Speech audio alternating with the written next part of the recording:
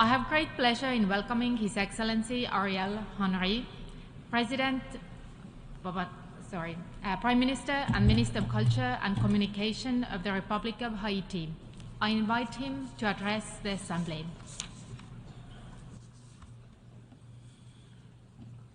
Monsieur le President of the General Assembly, Secretary General, Excellencies, Heads of State and Governments, Heads of Delegations, distinguished delegates, compatriots. First of all, I'd like to congratulate my Caribbean brother, His Excellency Mr. Dennis Francis, on his election as the President of the 78th Ordinary Session of the United Nations General Assembly. I'd take this opportunity to also commend the Secretary General. I thank him on behalf of the people of Haiti. We very much appreciated his recent visit to our country and his unwavering support to Haiti in the Security Council and its robust support to the National Police of Haiti. President, I commend the choice of theme to guide our statements during this session, namely rebuilding trust and reigniting global solidarity, accelerating action on the 2030 Agenda and its sustainable development goals towards peace, prosperity, progress, and sustainability for all. We must therefore consider and propose solutions to the main global challenges in order to move us towards peace, security, and sustainable development. Indeed, it's difficult to think or imagine sustainable development without peace and security. We need solidarity and determination in order to overcome these challenges. The world, ahead of the 2030 deadline, is in a poor state. The outbreak of several conflicts with disastrous consequences for civilian populations, the multiplication of security, health, and food crises remind us that we are moving further away from the lofty ideals of the UN Charter. By way of example, food insecurity caused by conflict and violence.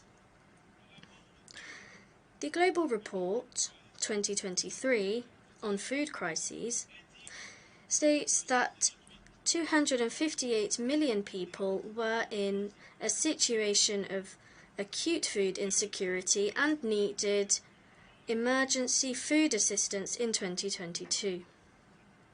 That is why my country took part in the high-level open debate on conflict-induced global food insecurity, which was organised in August by the Security Council in order to sound the alarm. The global economy, since the COVID-19 crisis, has been stagnant. Inflation is striking several economies, and the prospects of growth are not encouraging. President, this situation indeed has consequences on less developed countries, especially Haiti, which is always facing price volatility and a serious crisis exacerbated by the deterioration of the security situation of the country. I should also note, against this alarming backdrop, the issue of climate change, which, for small island states like Haiti, is a constant danger. It seriously tests us. With every hurricane, economies in the Caribbean region suffer huge losses.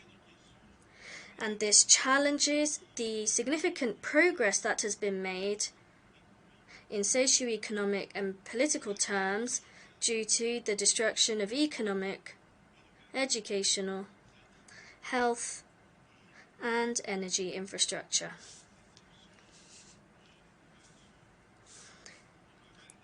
As the head of the government of Haiti, this is an opportunity for me to set out the situation in my country, which has been in the middle of a crisis for years, and we need to find tangible, lasting solutions to this. This is a structural, multidimensional crisis which has impacted institutions and is hindering economic development and social progress. It has now reached a critical point. With the deterioration of the security situation, on a daily basis, people are facing violent attacks by armed gangs, which control various areas in the capital and some provincial towns. They assassinate, they set fires, they pillage, steal, and abuse with particular cruelty. They drive citizens from their homes, they block roads, and they force schools and hospitals, as well as businesses, to close their doors. The deterioration of the security situation in recent weeks has led to a new humanitarian crisis, with displaced persons spontaneously occupying various sites to escape gang violence. More than 25 schools in the capital are used by internally displaced persons, to an estimated sum of over 16,500 people. They face serious difficulties and they are experiencing subhuman conditions. The health threat is also present, with cases of cholera being detected in certain areas. This increases the risk of transmission and is a real public health issue for the population. Abuses, systematic human rights violations caused by gang violence compromises peace, stability, and the security of the country and the region as a whole. Kidnappings, pillaging, fires, the recent massacres, sexual and sexist violence, organ trafficking, human trafficking, homicides, extrajudicial executions, the recruitment of child soldiers, the blocking of main roads. This is but a non-exhaustive list of crimes perpetrated by armed gangs. As a result, there are serious consequences, such as poor economic performance. We have seen 5 years of contraction with a negative growth rate and increased inflation of over 50%. Moreover, the humanitarian crisis is exacerbated. According to estimates, 4.9 million people in my country face food insecurity. This is about half of the population living below the poverty line on less than $2 American per day. President, we are not here to make up for or justify the past. We are here to ask our friendly countries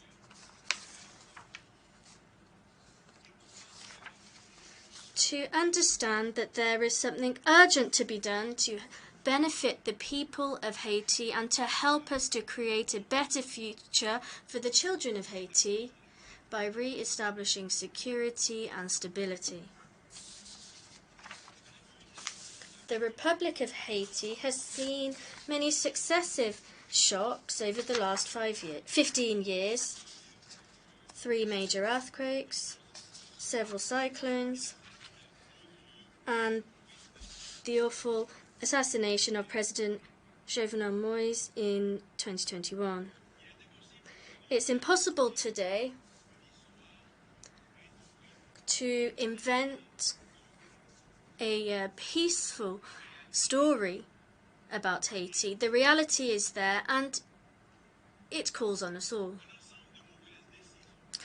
Many poor decisions and inappropriate behaviour, as well as various instances of radicalisation, has brought us to this stage. Today, once again, at this rostrum, I am asking for help to allow Haitians to stay in their homes. We are seeking tranquility, that their homeland can remain that.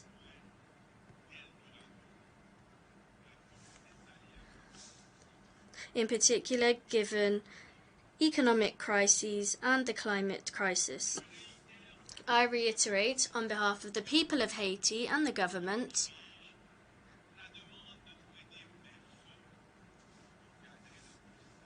the request to help bolster the National Police of Haiti so that it can truly respond to the challenges it faces in its mission to protect the lives of those in the country. Some countries have seen similar situations as Haiti faces right now. Criminals feel that they are all-powerful, and this is unacceptable. They must not evade the law, and the will of our citizens exists to once again have freedom of movement. Haitians today very much hope that they can return home. We are very grateful to countries who have helped us. However, I'd like to also say that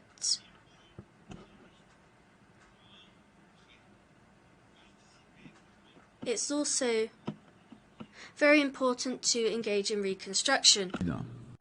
President, I have come here today on behalf of the people of Haiti to tell you that we are ready for that change which we have been waiting for almost 2 centuries now. Freedom can only be complete if it enables each citizen to live in dignity and decent conditions. I have come here today on behalf of my people to raise our security question, which remains the key priority of my government, to highlight that the circulation of arms, massacres, kidnappings are major concerns for my administration. President, the daily lives of the people of Haiti is very difficult. That is why the Security Council, which has the power and the necessary authority under Chapter 7 of the Charter, must take urgent action by authorizing the deployment of a multinational support mission to underpin security in Haiti, consisting of both police and military personnel to support Haiti's national police force to combat the gangs and restore peace and order.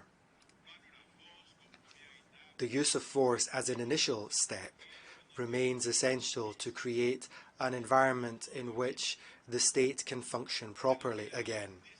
It is a necessary initial stage, but it is not enough in and of itself. Social and economic development must also be addressed in order to find a sustainable solution to the extreme poverty, which is the origin of all of the ills facing my country. Social inequalities and the very unequal distribution of wealth in Haiti has caused a huge gap to exist between the poor masses and a small minority which possesses and controls 90% of the country's riches. The extreme poverty in my country accentuates unemployment amongst the youth, marginalises poor communities who are then easily tempted into a life of crime. That category is fertile ground for recruitment by gangs. Once again, from this rostrum, I send out a call to all Haitians of good faith, those living in the diaspora and those still within our borders, to all actors in political life, whatever their persuasion, to work hand in hand with the government to combat the gangs, restore security, and, as true democrats, to seek power via the ballot box. My interim government is determined to hold elections as soon as practically possible. In the days to come, despite the situation in the country, I will finalise an agreement with the High Authority for the Transition, setting down the steps necessary for an electoral consensus with the support of the international community. The government intends to continue dialoguing with all political actors and civil society stakeholders in Haiti in order together to find a patriotic, historical consensus necessary to find a way out of this crisis. Democracy is at peril. Our country needs a return to normalcy in order thereafter to be able to address the major challenges it faces. I also wish to see women and young people play a major role in civil society as well as all other actors in order to get our country back up on its feet. Only a legitimate government, elected in free, honest, democratic and transparent elections, will have the strength to tackle the economic, territorial, social and institutional challenges we face. President, I wish to bring to the attention of the international community a situation which has been emerging in recent weeks on the border between Haiti and the Dominican Republic, causing unnecessary problems between the two republics which share the island. I wish to state that the Republic of Haiti is not at war with anyone. Haitians are a generous people who have always shown solidarity and who believe in dialogue and the ability to fairly share shared resources in full mutual respect. Je suis venu vous dire I came here today to let you know that we have no intention of any form to prejudge the neighbours with whom we share our island and with whom we must coexist and advance. History teaches us day in, day out that violence with a brotherly country can only lead to regrets and leave behind bitterness and remorse handed down from generation to generation. I have come here today to say, and above all, to pass on the message of the entire Haitian people. The river known as the Rivière Massacre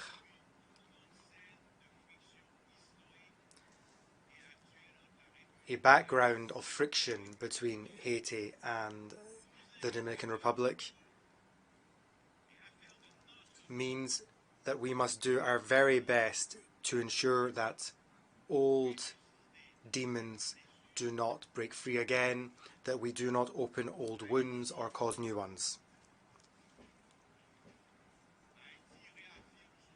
Haiti reaffirms the sovereign rights of the Haitian people to use binational water resources just like the Dominican Republic does. And we call for an equitable sharing of the river's resources. The Haitian people chooses the path of dialogue and negotiation to peacefully resolve any differences, any conflicts under the auspices of international agreements signed in good faith between the two states in 1929 and again in 2021. President, before concluding, I take this opportunity to send my best wishes to the brotherly and friendly countries as well as international organizations for their commitment and expressions of solidarity towards Haiti. In particular, I highlight Kenya, who has taken on the leadership of the security force and has already, in August last, conducted an evaluation mission in our country. We wish to also express our thanks to CARICOM and a number of eminent individuals. President, Excellencies, ladies and gentlemen,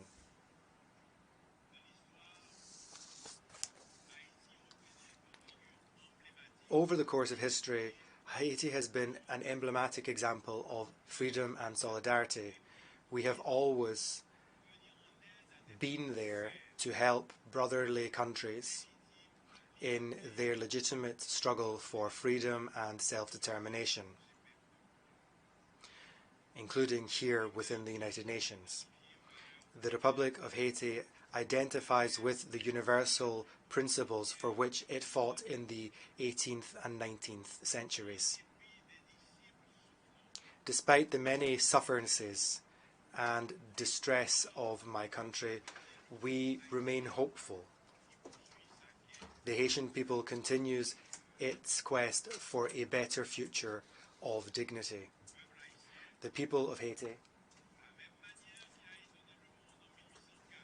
just like it showed the world in 1804, changing radically its status from slave to freeman, can once again and wishes once again to rewrite its future.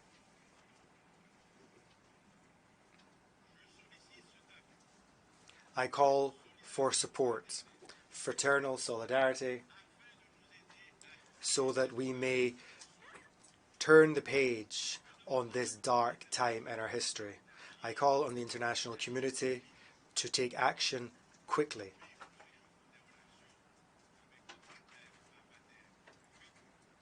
We hope to long live good relations with our brotherly people in Africa, with our international partners. Long live Haiti.